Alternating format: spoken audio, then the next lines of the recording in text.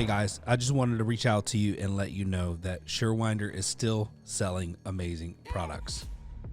Some of you guys have been dragging your feet for whatever reason. If your shoulder hurts, do not waste time. Pull the trigger. I just bought 4 or 5 of them, and we had 2 guys out. You know how much it cost me to pay for 2 guys being out with bad shoulders? We just pulled the trigger and we said, listen, everybody's going to have one on a truck. It's mandatory. You got to use it. Don't hesitate. Don't wait till your guys go down. It's going to cost you more. Buy a Surewinder. It's not every day someone invents something that changes the game. I found out about this product that I'm talking to you about, and I had to try it. So I ordered a few, and after using it, I'm sold. Now we stock them on our trucks. It's called All Brace, and it will help you sell more service and buy you time until doors come in. There's never been a greater time for a product like this.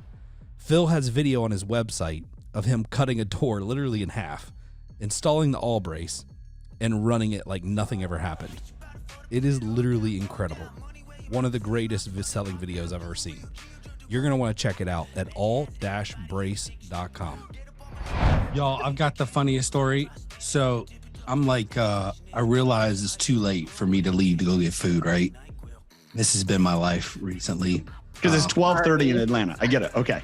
And so I'm like, all right. And I had already like skimmed some of your stuff, but I like to do, I like to listen to some videos and read some text. And so I'm going through all this stuff and I'm like, dude, this guy's preaching like preparation, eating healthy, all this stuff. And here I am eating goldfish for lunch. And I'm like, man, I need to have that. This is going to be an awakening for me on my own podcast. It's like this, man. Those that fail to prepare to fail. I mean, it happens to all of us. Trust me. I've gone through that many a time. And what's crazy is I totaled up how many hours I spend preparing on a weekly basis. And I'm between 10 and 15 hours a week.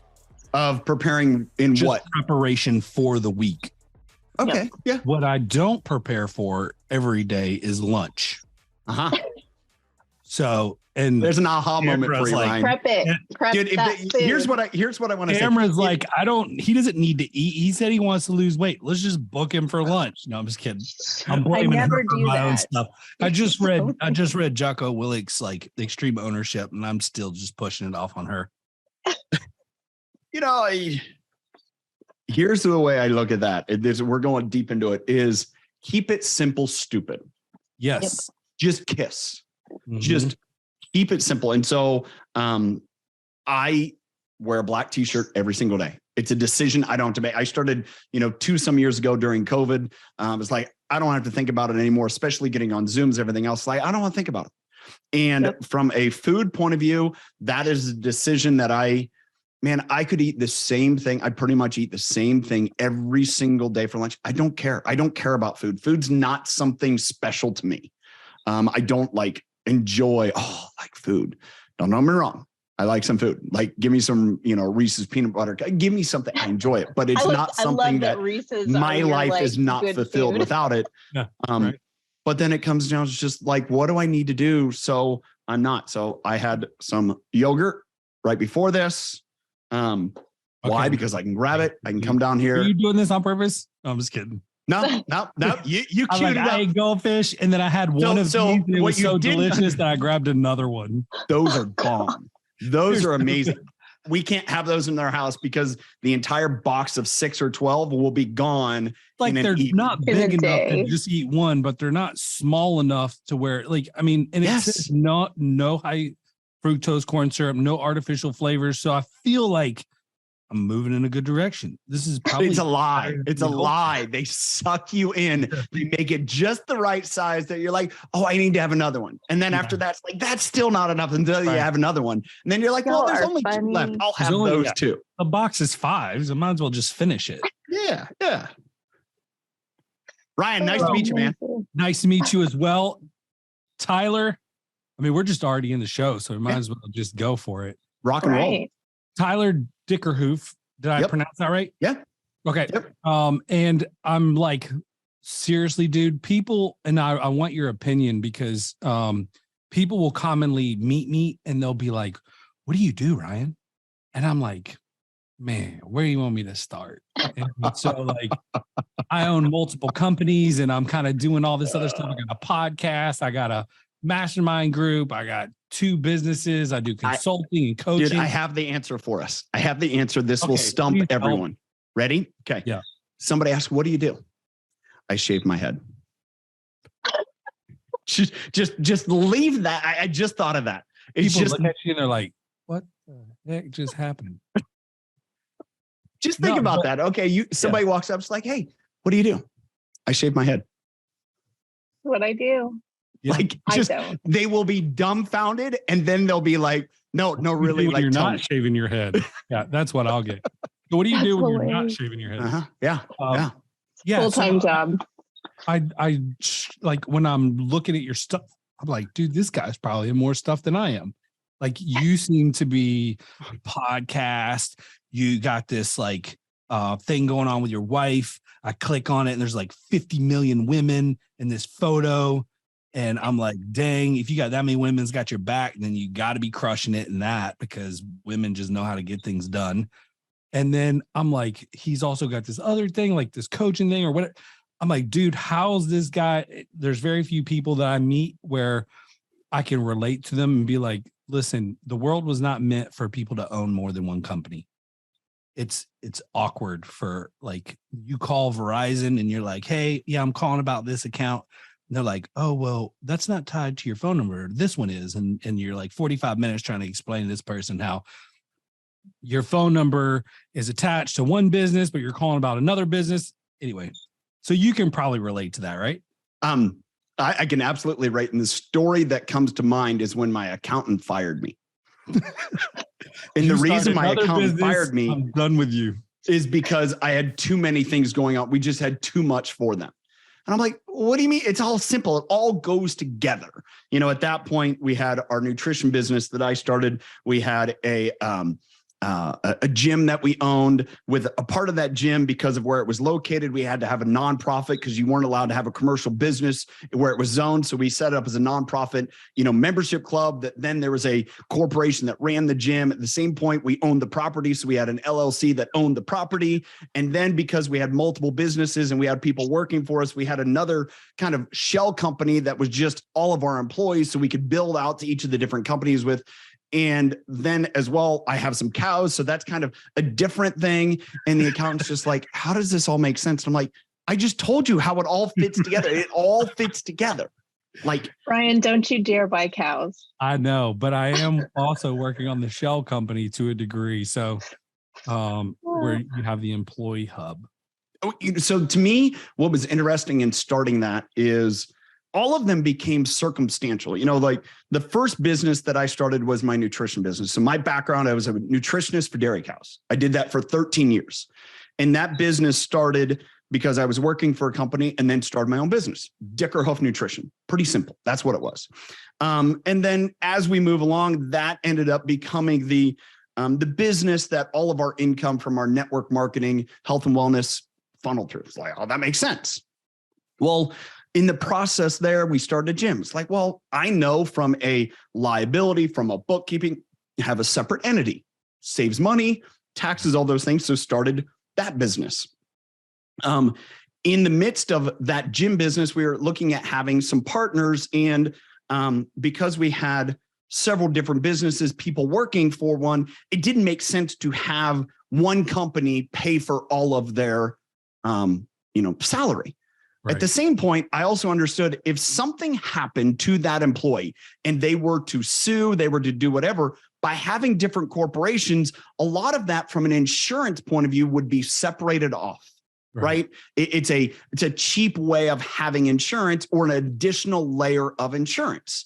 And so that's where it's like, well, it's just simple to separate all of those. So that way, if, for example, my brother who worked for us, managing a lot of our real estate investments, if he was driving down the road one day, hit somebody, they decided to sue him and the company he worked for, that wouldn't take down 7 companies. It would only affect one. Right. It just made sense. Let's just do it that way. Again, it made sense to me. My accountant was like, this is too much. Like, duh. So we go He's find like, another my brain accountant. hurts every time I work on your stuff, and it's just not worth it anymore. Yeah. So that's our life though, dude. Like when you are running multiple companies, that becomes your reality. Like everything's 10 times more difficult because you have to explain it to everybody multiple times. So this is this company? No. That's this company. Yeah. And they're like, oh, well, wasn't it? No, it was never that. It was this. And they're like, I don't know. Here's where trust me, I live it. I get it. And at the same point, understand. Is it a bald thing, you think? Like, so I had a client one time. This guy, he was great. His name was, his name just Louis Vermeer was his name. Louis was a Dutch immigrant, came to the United States. I lived in Southern California, so there's a lot of Dutch, Portuguese immigrants, especially in agriculture. And Louis told me one day, I just appreciate this. He goes, Tyler, you know what? Hair doesn't grow on brains. Thanks, Louis. Thanks a lot. I'm stealing that. Yeah. And so to kind of come back onto a path, one of the great issues I think I have, and I learned this from like Donald Miller, the moment you confuse, no one's taking action. And to your point, kind of this, what do you do? That's a bit of a problem for me. And that's a bit of a problem because it's like, I want to help people. And I think what's funny, when you look at all of them, except for the cows, all of them tied together. Now, the cool thing about the cows is everything that I learned from a nutrition, from a leadership, from a work ethic, all of those things, it started with cows because I grew up on a dairy farm. I grew up on a dairy farm. What was that? I learned from a cow. Yeah. I mean, there was actually, I remember when I was little, they had those like posters. Everything I need to know in life, I learned from cows. In my 40s now, I understand that, but they all connect together. It's like, and it was probably 2 or 3 years ago, and I was reading, went through, story brand and understanding the guide and understanding, helping people, worked a lot with Rory Vaden and his company Brand Builders to really understand what problem do I solve. And then I read the book, The Purpose Factor by Brian and Gabrielle Boucher. And it was phenomenal because Brian was kind of like, can you understand your purpose? Is it like, can you like figure it out? And through the process of doing that understanding, it's like, oh, my purpose is to help other leaders get healthy too, because I had to get healthy. And so when I think about my nutrition business, it went from cows to, humans, because I was always more intrigued on the human side of it, like increase in performance, being better. That's been something I've thought about for years. Yeah. And then, owning a gym, being a part of that. And then getting into leadership, growth and development, understanding this whole idea of what's our great plight in the world is that we have really unhealthy leaders. Yeah. We have unhealthy leaders that think, oh, you're not successful unless you're burning the candle at both ends. You're not successful unless you're flying in a private jet and driving this car and having this house and that, whatever. But you treat people like shit. I'm sorry for using that language, but I see that and I'm dealing with it right now in my family. And it sucks because people don't understand what it means to be a healthy leader. And a healthy leader takes care of their body. I had a friend the other day. I don't know. I don't know if you're familiar with Michael Hyatt. Michael Hyatt just had a heart attack. Right? Author, yeah. And he just had a heart condition. And he, from that, and he's been working on his health. And it was just something that hit him. And that made me stop and realize, again, a leader who is not healthy cannot serve people because somehow they're taken out of the game. Nothing against Michael, but it just made me rethink of that. At the same point, if your relationships aren't healthy, then you don't have trust. You're not able to influence and impact people. Spiritually, I'm a person of faith. I believe it doesn't, each person has their beliefs. That's great. But if you don't believe in anything, you believe in something that you don't believe in anything. And if you don't believe in anything, then why are you even here? What are you doing? Why are you trying to serve people? What's your purpose? Yep. And then it comes back to the other one that I think is really important here and it ties into it, is what's your emotional health? And we talk about that all the time today. And I don't care what industry you're in. as I share with people, and it was so funny. I loved that Brittany reached out to me. So enjoyed meeting her several years ago. And she goes, well, Tyler, Ryan talks to like blue collar people. I'm like, I didn't want to explain to her. It's like, I probably had poop on my hands this morning. I think I can do it. It's okay. It wasn't from a kid. And, if we're talking about getting dirty, I can do that. But at the same point, I've also understood that I'm comfortable enough in my own skin. If you want to go talk, in that black tie event, a couple years ago, I got to go on a trip. We had dinner at Windsor Castle. And we're in black tie. And it wasn't like, oh, okay, it's great. This wasn't so uncomfortable that it's like, let me race out of here and go put on, boots and jeans and a hat. Like, no, I'm cool with it. And to me, that's where it's like the fun thing in all of that is it doesn't matter because everyone's a person. Yeah. We're all people. Doesn't matter what you do. Now, can you relate to the person? Can you sit here and say, yes, I can relate to you, Ryan, because we're bald. I can relate to you because we have different interests in businesses. But then I also can come back to you and say, I probably 99% sure the reason why you have all the different things is one of them led to another, or there was a unique interest that helped one grow that led into another because you understood that was the avenue to either make an impact or grow. Yep. 100%. So my thing, taking a little step back, and then I'm going to get back to where you're at. Now I say I help businesses grow better. Love it. Because I have a door company, I help it grow, and I'm trying to help it grow better than it would without me. I got a marketing agency whom I'm trying to grow, but grow it better than without me. We help businesses grow, and we're trying to help them grow better. Same thing with my consulting and coaching and public speaking and all that stuff. So when I sum up, like, what I do now, instead of like, oh, well, I've got this and this, and I can see it in people's eyes, they glaze over and they're like, oh my God, bro, I'm lost. Yeah. Like, you didn't have to go into all that. I was just curious. Like, they're not really asking because they want to know. They're asking because that's how men connect with one another. And it's how people connect. Right. Absolutely. And so I was taking it literal, and I'm like, oh, really? So I own Aaron Overhead Doors, and we're, we have 2,500 5-star reviews, and it's an amazing company, and we got 2 locations. I got such and such, and people are like, oh my God, dude, like, when is this guy?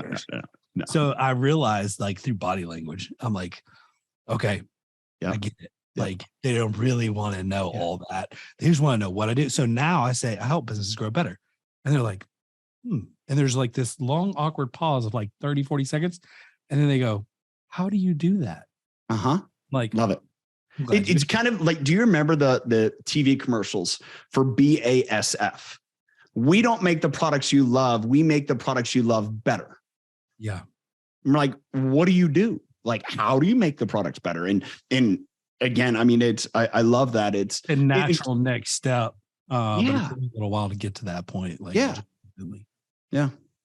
So let's talk about entrepreneurs and healthy, because a lot of times you either have like the bodybuilder entrepreneur who's like my buddy Todd Price, who's got his own nutrition brand. He's got a roofing company. He's getting into public speaking and all this stuff. Or you have like the guy who's overweight, on blood pressure medicine, and hasn't seen the gym in forever. It seems to be like one extreme or the other. Why do you think, but majority of business owners, in my opinion, are the other? It's not the bodybuilder entrepreneur. It's the undisciplined business owner who let his health slide in the name of being busy. What are some things that majority of business owners can do or change, or is it a mindset? Like, how do you go from realizing that the clock is ticking, your heart's going to blow up, or you're going to have a seizure or heart attack, or you're going to die if you don't make these changes? Like, what do you have to do to get to that point where you're like, okay, I got to take this serious? I'm going to start down 2 pathways. There's a place for everything. I met my father-in-law. At that point, I was, 15 pounds more muscle. I look I was bodybuilder slash, and he asked me, he's like, do you use steroids? And my comment was, oh, there's a place for everything. Meaning there's a reason for people to be supplemented with all those things. But I also know this, you can be too far into that too. Right. Just as you can be too far into not taking care of yourself. And I've been there to the point where it's like, that was all consuming, where I did not go a minute without measuring and knowing exactly what food I had in my body. I was carrying around the pre-made. I remember I went on a trip. I was in Stillwater, Oklahoma, of all places. And I packed my meals for those 3 days, because I was going to do a physique contest. So I was there, and like my friends are like, they're going out to grab lunch or this or that. And I was like, nope, I got to do my thing. And all of a sudden that creates a disconnection from people too. And going back to the story I shared a minute ago, the idea and conceptual this way, I've never seen a leader who is making the biggest impact on others when they're lying on a bed getting a quadruple bypass surgery.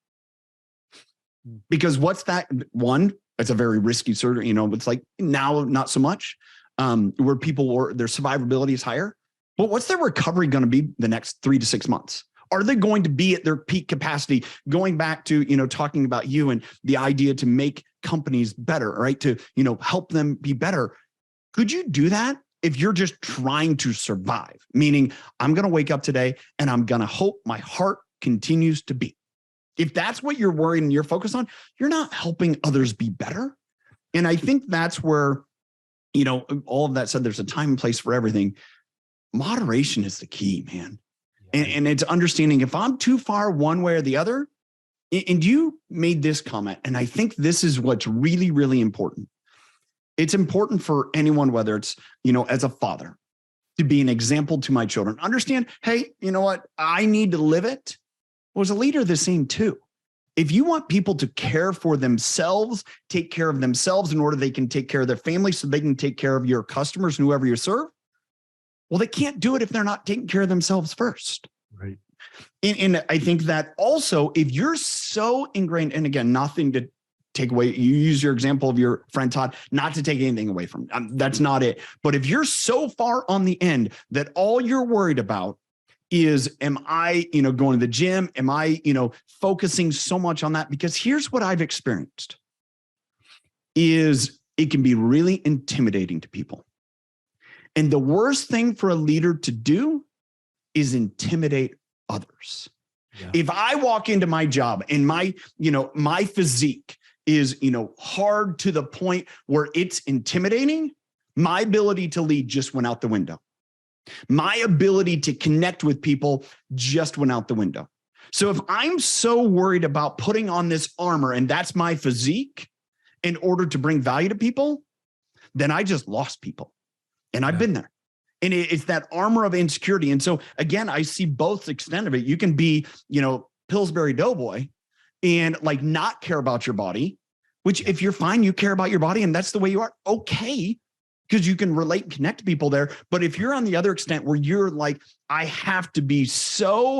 going to work out and train so that way I build strength around my insecurity, then you're just as insecure as the person who's like, I'm afraid to take off my shirt at the pool. You're both extremes. You're an a-hole on one side and you're a doormat on the other. And that's not a healthy leader. That's not a leader that's going to impact, connect with, and influence others. Consistency in everything, including price, reliability, quality, not just quality, but great quality control. These are things that describe Somer USA. Somer's not some startup company, not one that you need to be worried about going out of business in the near future. Somer and their family of businesses are $200 million companies. They're in over 100 countries, and they have locations in 20 countries. This is a large organization who stands behind their product and works through integrity. And there's not another company out there willing to drop what they're doing and help you out like Somer. These guys are awesome. Not only have they been loyal to the Torsion Talk podcast, They've been loyal to the technicians and the owners of the companies who install their product. In my opinion, if you're not at least offering Somer as an additional option, you're cheating yourself. Listen, first-time dealers, I've got a special for you. If you buy 10 or more Somers between now and the end of season 6, while supplies last, we will offer you free shipping. You have no more excuses. The prices are great. The product is amazing. Go check out Somer USA and order 10 for free shipping. And I think that in a home service industry, it makes it really difficult because, you know, there's a lot. I mean, there's a huge percentage, double-digit percentage. I don't know what it is exactly, but I got to imagine majority of home service companies, 50, 60% are 3 employees or less, with the owner being in a truck running around. You know what I'm saying? Yeah. And some of these guys will stay there for 10 or 15, 20 years, which is crazy to me. Yep. But I ran a truck for my door company when we first started it, and I didn't know what I was doing. But regardless, it would made it very difficult because I found myself like, okay, my blood sugar's dropping. I'm hungry. I need food, and I don't have a lot of time. I'm running through Burger King drive-thru for Whopper with cheese, French fries. Where's the where's the Hardee's? Where's the McDonald's? Where's the whatever's fast? So, and the answer to that, in my opinion, is I started doing food prep. Yeah. But that starts on Saturday and Sunday. If you get to Monday and you don't have a plan for your meals, it's too late. Yep. Right. So like what we talked about earlier, meal prepping. And I started doing that for a little while, and I wasn't consistent with it. That's where it fell off, right? Is my weekends got busy with the kids and this and that. And so just prioritizing and being disciplined. But these guys, like, they're in a truck all day. They're in the heat. They got, they're in traffic. It's hard for them to eat healthy. But I could see them like taking a 30-minute break and doing like bands or something. Maybe that feels cheesy to somebody, but like pulling in a parking lot and doing like stretches and, the elastic bands, doing some little weight, whatever. Would that be crazy to like? I don't think so. And I think that honestly, we talk about habits and how making things a habit and removing. I was listening to Jocko talk the other day, and he was talking about how when he wakes up every morning, it's not motivation, it's discipline, because he has removed all thought from his routine. It is just the thing he does. And he's extreme too, though. So he might be a little bit about what my man here is talking about, Tyler, because Jocko is a little bit extreme too. Sure. Yeah. But I don't think extreme ownership. He is. I mean, it's in the name, right? But I don't think that's cheesy at all. But I think that everybody, all of the owners, and this is something I thought about a lot with GDU, is that they need some kind of like care for their own bodies, because that is the absolute last thing on their minds 100% of the time. Here's where I think there's an interjection that it's so hard. Let's talk about that. Maybe yourself, kind of go back to where you ended up starting. And, you talked about being on the road, being that road warrior. Hey, I've done that. I've driven 55,000 miles a year. I've been behind a wheel where I still have an SI joint that is not happy when I sit because of all of that. But here's the other part of that. And this is something I've learned. There's the idea of how do you get motivated? What's your discipline? But then understanding what's even greater than that. There's something greater than both of those. And it's anticipation. And that's something that I've learned, is anticipating what is going to happen by me doing this. So let me go back to where I was. I mentioned I was a nutritionist for dairy cows. Part of that is I was driving a lot. I was driving, 55,000 miles a year. And then in 07, 08, I got kicked in the teeth. I lost 25% of my income one day. That then sent me into like, okay, what do I do to take care of my family? And just like, I'm done with that. I'm frustrated. And so I ended up taking a job with a company where I consulted commodity markets. So that meant I was sitting in an office 3 weeks in the month, and then I was traveling 1 week a month to maintain my nutrition business. At that point, my kids were little. They were, less than 4. And I remember getting home one day and, working in office. I was there till 6 o'clock. I was on call 24/7. And I literally walk in the house. My kids are so excited to see me. And I go to the couch and I just plop down and I'm a blob. And here's what's interesting about it. And here's what struck me. And it's probably one of those things, as I'm saying, it's convicting me right now. I grew up on a dairy farm. I grew up with parents who worked hard during my, juvenile and adolescent years. The workforce was my 2 parents, my older sister, and I.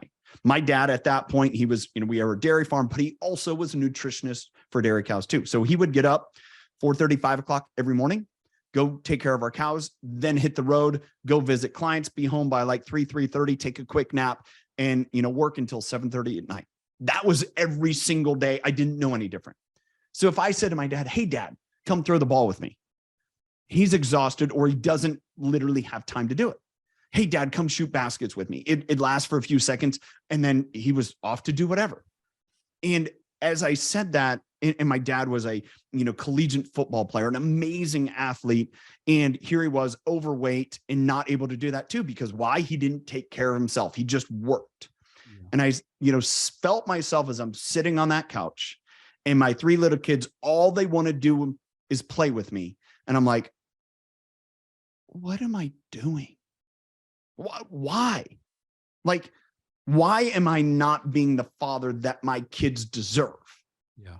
And when you start thinking about it that way and anticipating what would it be to be different, and one of my great motivators, and again, I'm thankful that I'm refreshing this in my own mind, is one of my great motivators to work out, to be, take care of myself, is when my kids are 21, 19, and 18, as they will be, and they say, hey, let's go hike, let's go play, let's go do that. They have to keep up with me. And again, it's what gets me up to work out in the morning. It's not, oh, I need to look good for my wife or this or others. That's what I am going to do. So that way I can be there in another 5 years. Yeah. And I think it's that anticipation that all of a sudden makes you stop and realize, And when you lose sight of that, I'll be honest, like right now, I've kind of lost sight of that. I mean, I still have the habits of eating pretty good and working out, but I've lost sight of that commitment to say, I want to be there when they're, in their early adulthood, and say, I'm going to keep up with you. So that way I can do it now. I can go play football with them. I can go play basketball. I can go play soccer with them. Yeah, man. I'm feeling like, I know it's a buzzword, so I don't want to like make a big deal about it, but I feel like a lot of this comes from self-awareness. Like Absolutely. everything we're talking about, you have to have an objective view of yourself and be aware, because everything we've talked about, I keep thinking like, you got to be able to recognize it first, right? You got to have the opportunity, or structure the opportunity, create the opportunity. Then you got to have the discipline to maintain it and be self-aware enough to know when you're going off. I mean, you just, in this freaking interview, it looks like you just figured out the fact that, hey, I just got off track a little bit. Yeah. I don't even know if you realized that before this conversation, but you're like, dude, I'm literally teaching something and I'm not doing it as well as I should. And I'm just now realizing that. And that's self-awareness, right? Yeah. And so I feel like that self-examination daily too is like so good. And I used to be like consumed with it, where I would talk to somebody and I'd walk away and I'd spend the next 30 minutes to an hour thinking about the conversation, all the things I said, and did I say this right? Did I say that right? And it consumed me. And then, do you know what that is? What's that? Obsession? What? It's insecurity. Oh, 100%.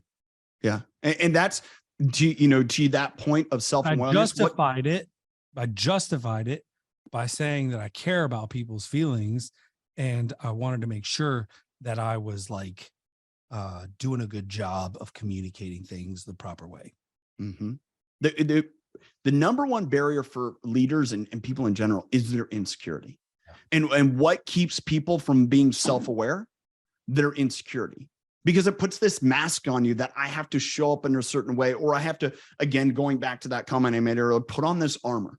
For some people, it's, I'm just going to, live in who I am. I'm not going to take care of myself because it's easier that way because of the risk. There's other people that are like, I am going to go to the extent, like for myself, I started, working out and bodybuilding because I thought that's what it was going to take in order to find a wife. If I looked better and if I was fit and I thought I was more chiseled, I was going to get a wife. Get the hot chick. The crazy thing is that's when I, met my wife. But at the same point, it was me going through that and understanding that's not, what was that? It worked. Yeah, totally. And as my guys, your lesson is go out there, coverage. Get buff and you'll get your wife. No, I'm just kidding. Yeah. But it was from that was just a armor that I was further putting on my insecurity. Yeah. And again, I know people have been in this situation where it's like, hey, the armor is, I'm going to go the other way. I'm going to become, instead of the hard and callous one way, which I was, I'm going to become soft in a doormat. I'm just going to continue to pile on and loathe myself in whatever that may be. 100%. And I'm on this path right now, right? Where another armor for that is men, like I use the term course jesting because I went to, I got my degree in biblical theology. So course jesting is very much like a biblical term, but it's joking, it's poking, it's aggravating. And the Bible speaks to this, but guys naturally struggle with having intimate conversation or being like, just having real conversation. We create fake conversation to hide our insecurities, right? So it's not easy for us. I grew up in an Italian family. I got an uncle. He, like, every day of my life, he's like, Ryan, you know what I love about you? I'll be like, wait, nothing, and it's like, and so this was my life, right? I had aunts that were like, talking to me like that. So I was like, okay, guys, like, I get it. And so then when I got older, I thought that's how I'm supposed to communicate. Yep. So then I'm hanging out with my friends and I'm like, hey, what's up, fatso? Come here, because I'm insecure and I don't know how to communicate. I'm finding insecurities in others and pointing them out. And then we grow up to be adults, and then heaven forbid we become business owners, and then we don't know how to handle like tough conversations with employees. Yep. We don't know how to, when we see them going through a hard time, we don't know how to pull them aside and be like, hey man, is everything okay? And because we're so ingrained in how we were raised. And then a lot of these guys in home services too, like, this is one of the main reasons I started the podcast, was because they were installers and technicians who worked for bad employers, and they had the idea, I can do it better. And I see the money they're making and I'm going to go do it. But they've got no formal leadership training, and they take what they learned from that guy and they just duplicate it. And then they're running around screaming at everybody because that's how they were treated. Yep. And they're off sight of the reason why they left in the first place, but they don't know another way. Totally. So we're just duplicating the process, and all these door companies and HVAC companies, everything else is just, it's not home services. It is every business. Yeah. I had the opportunity for conversation the other day to speak to a lieutenant colonel, U.S. Army, retired. And one of the things we were talking about is just, one of the things I've learned is, you talked about Jocko Willink earlier, but so many of the, military armed forces understand emotional intelligence to a greater level than all the rest of corporate society. And I asked this guy, I said, because we talked a little bit about that. I'm like, when did that occur? And he goes, what was interesting in his career, it was somewhere in like the late 80s, early 90s, where in the US military, it started to change, where they started to understand being this yelling, screaming, hard, get in your face leader did not get the result they wanted. It was instead having more emotional intelligence, more empathy, more compassion, more of like relating. And he tells the story of one day he was sitting, they were out doing drill, whatever, break for lunch. And there's a couple guys sitting on top of a tank. They're eating MRIs. So what does he go do? Lieutenant colonel, right? He's the commander. He grabs his MRI. He goes and sits on top of the tank and eats with them. It's like, just ask them about life, connect with them. Years later, he ends up getting a letter from one of those privates and said, that experience where you came and sat on the tank with me and treated me like a person is what drove me to go through the process from enlisted into officer candidate school to become an officer who ended up a lieutenant colonel as well. And it was that example. Good leadership. Exactly. Yeah. And what happened is this guy shared to me, he had the example of bad leaders that yelled and screamed and, all those things. And he's like, that doesn't feel good. And I don't want to model that. Yeah. And unfortunately, rarely is the opportunity to sit down and analyze all that and be made aware. Instead, we just, that's the way to do it. It's what I call, and I probably should stop calling it this way, but it's relatable, people. It's the Bobby Knight style of leadership. Yeah. I'm going to yell and scream and throw chairs at you. Yeah. Exactly. And yet everyone forgets that he only won one championship. And the guy who had a totally different, a more heart-centered, compassionate leadership style, 110. And so we look at Bobby Knight and forget all about Jon Wooden. But if we go back and study Jon Wooden and that type of leader, man, that's a guy that most people in, this whole military, he wrote a great book too. The style he had. Yeah. That's awesome. I mean, like, we can just wrap up because I feel like I know, it's so good. So much to unpack for everybody that if we give them more, I just feel like it's going to go out the window. Well, yeah. I'll share this. I think the last thing that's important is we talk a little bit about insecurities. Mm-hmm. And the only way to get through your insecurities, and like I, shared with you, recognizing mine came from that same situation, that weirdness. Getting past your insecurities is the only way for you to be self-aware and grow. And the solution to insecurity is being empathetic. And to be empathetic means just put your arm around someone and walk with them. You can't put yourself in their shoes. You can't do that. If you're in their shoes, what are they wearing? Right? But if you put your arm around them and walk with them, and to bring a biblical sense to it, it's like you can't be unequally yoked. So if you walk with someone and you're dragging them, that's not working. And if they're dragging you, it's not working. You have to go at their pace. There's one last thing that I feel compelled to share, and you talk about this, especially for that guy who, is listening, that maybe he's, running a small HVAC, a plumbing, an electrical, some type of home service company. And he thinks his job as a leader is to drive around in the truck and go sit at each job, point out all the problems, and then go hop in the truck and go to the next job and go sit on the phone in the truck and go from job to job to job to job. Unfortunately, that's what a lot of people see the business owner and leader doing. And that's one style of leadership, and that's leadership by being a pigeon. You fly around and shit on everything. The other one is to be a leader. Is that how you got it on your hand this morning, by the way? Yeah, exactly.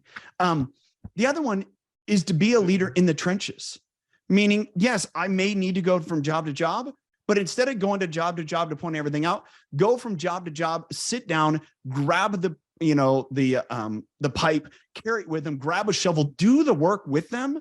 One, that's healthier for you because you're actually physically active. Number two is you're in there with people. And I think that model of like being in it, and that's the best leadership model you can have. It's healthier for you. It's healthier for everyone you're around. Yeah, I agree.